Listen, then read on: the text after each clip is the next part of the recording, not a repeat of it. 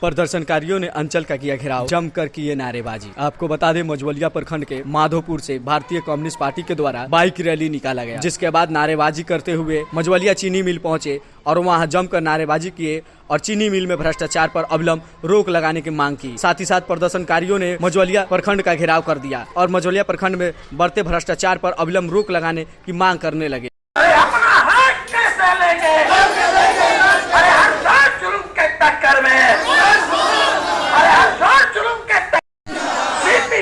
जिंदाबाद, अरे अपना हक कैसे, पार्टी जिंदाबाद, विकास कार्यों में भ्रष्टाचार खत्म करो।